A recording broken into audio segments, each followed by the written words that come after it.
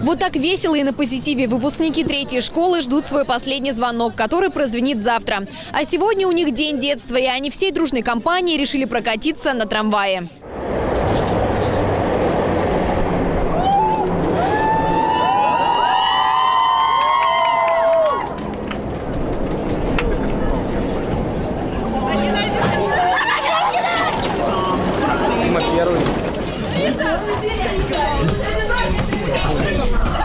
Родители решили сделать праздник детям, выпускникам нашей 3-й школы.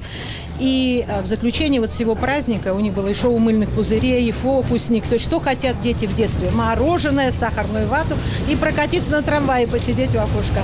Многие из них сейчас уедут, поступят в другие города. И вот эта прогулка, поездка на трамвае как бы является завершающим моментом их детской жизни, прощание с городом. Но многие из них потом вернутся сюда. Танцевать фонарем, музыка так орет, ссоры спать не дает. В трамвае достаточно шумно и очень весело. Каждый занят своим делом.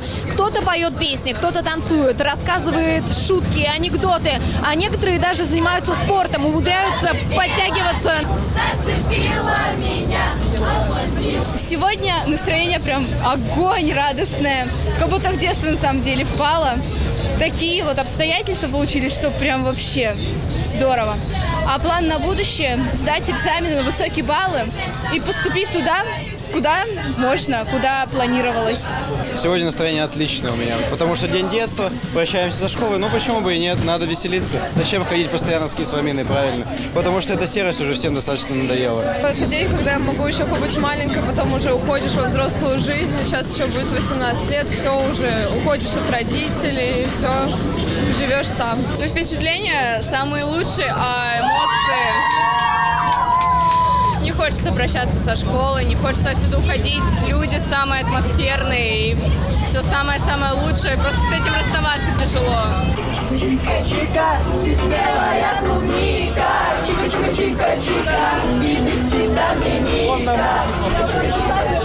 Свой день детства выпускники 3-й школы запомнят надолго. Сегодня у них достаточно насыщенная программа. Ну а завтра их ждет последний звонок. Дальше подготовка к экзаменам и, конечно же, выпускной бал.